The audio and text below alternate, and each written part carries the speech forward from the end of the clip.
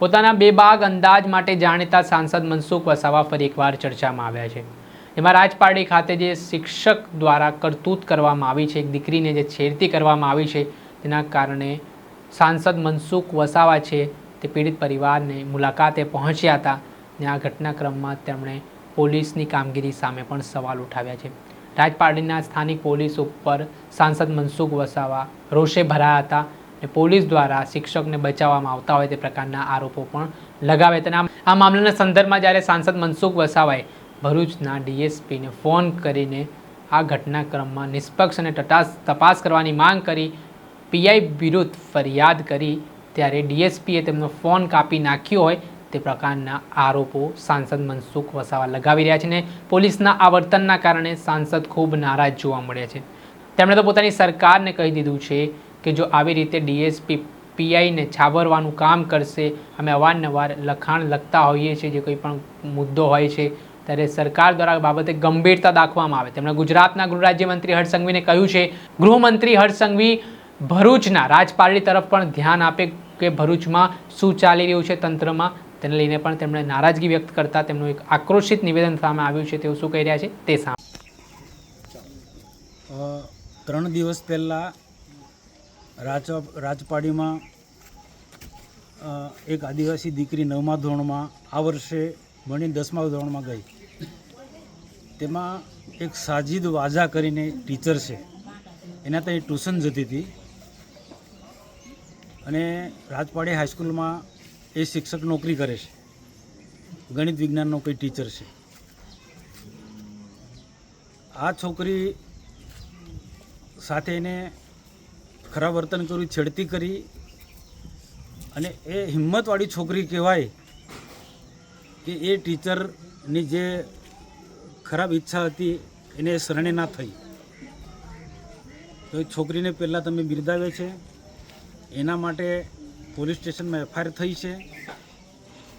પોલીસને પણ કહ્યું છે કે અમે કાયદેસરની કાર્યવાહી કરો, પણ રાજપારડી પોલીસ સ્ટેશનના પીઆઈ પર મને ભરોસો નથી કે 3 દિવસ થયા, 3 દિવસમાં આમાં કંઈક ને કંઈક રીતના પડદો પડે એ રીતના પ્રયત્નો કરી રહ્યા છે। મેં હમણાં એસપીને પણ વાત કરી, એસપી પણ મને લાગે છે ભરૂચ એસપી પણ આ પીઆઈને બચાવ કરે છે। આ બધા ગામના લોકો ભેગા થયા, કેટલાક લોકોએ કીધું આ 10મો 11મો બનાવ છે, તો 10મો 11મો બનાવ બને તો બધી બાબતમાં પોલીસને ખબર પડે છે, કયા ખૂણેથી ક્યાં હપ્તા લેવાય પોલીસને ખબર પડે છે, કયા રીતિવાળે ક્યાંથી ક્યાં ધંધાવાળા પાસે હપ્તા લેવા તે ખબર પડે છે।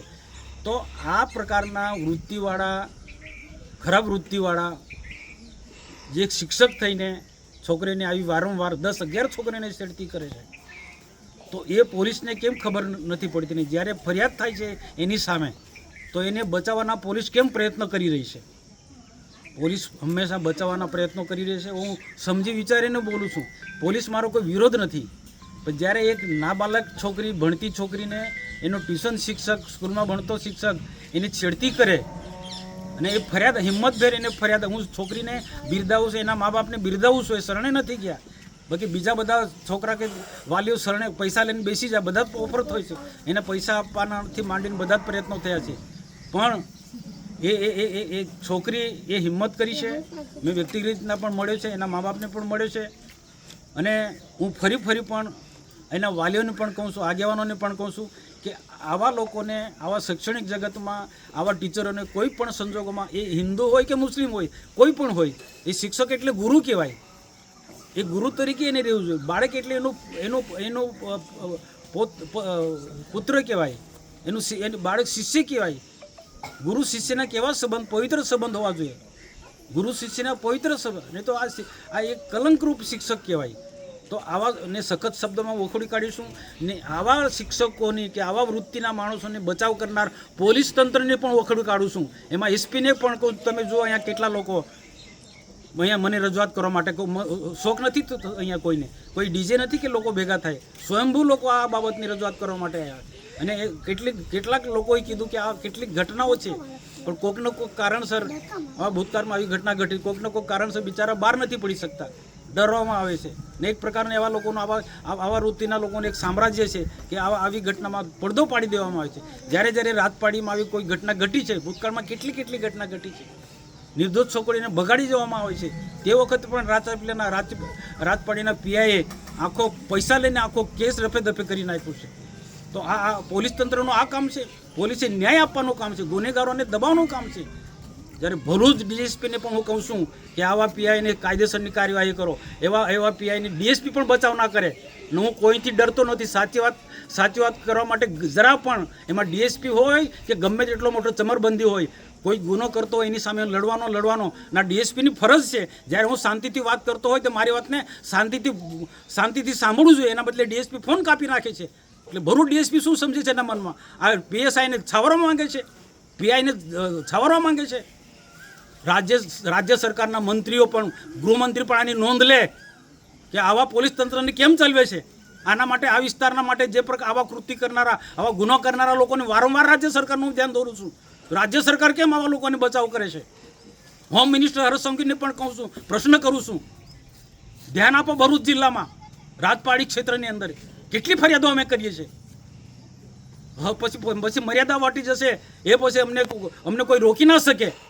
જે દિવસે આદિવાસી જાગશે ને તો કોઈની રાખી નહીં.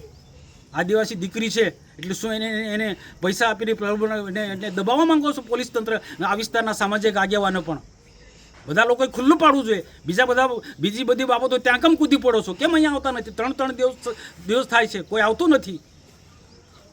તો અહીંના બધા જ આગેવાનો, રાજપાડીના બધા જ લોકોનું અભિનંદન આપું, સલામ ભરું. અને ખાસ કરીને હું સરપંચને સલામ ભરું કે એને હિંમતભેર આ પરિવારને મદદ કરી છે, આ દીકરીને મદદ કરી છે. અને બાકીના લોકોએ પણ રાતે મને ફોનથી કારણ કે 2 દિવસ હું પણ બહાર હતો. પ્રધાનમંત્રીનો મન કી બાતનો કાર્યક્રમ એટલે દેવ મોંગરા બાજુ હતો. ગઈકાલે શનિ જયંતિ એટલે એ બાજુ હતી. એટલે મને આ વાતની મોડી ખબર પડી એટલે તાત્કાલિક હું આવ્યો છું. પણ પોલીસ તંત્રને કહું છું, શિક્ષણ જગતના લોકોને પણ કહું છું, જ્યાં આવી સ્કૂલોની અંદર આવા શિક્ષકો હોય, વોચ રાખે, છોકરીને હેરાનગતિ કરતા હોય, ગુજરાતભરની અંદર હું તો કહું છું, આખા ગુજરાતની અંદર શૈક્ષણિક સંસ્થાની અંદર આવી વૃત્તિના શિક્ષકોને તપાસ કરવું જોઈએ, કાઢી મૂકવા જોઈએ, આકરામાં આકરી સજા થવી જોઈએ. દીકરીઓને સલામતી આપવી જોઈએ. ભય ભૂખ ને ભ્રષ્ટાચારની વાતો કરનારા આપણે આવા લોકોને બચાવે છે કેમ? બસ આજના તબક્કે બધા જ મિત્રોનો ખૂબ ખૂબ આભાર માનું. રાજપાડીના લોકો એક સંગઠિત થાવ, હું તમારી સાથે છું. દર્શક મિત્રો, એન કવરેજ ન્યૂઝને આપ લાઇક કરી લો, સબસ્ક્રાઇબ કરી લો અને શેર કરવાનું ભૂલતા નહીં.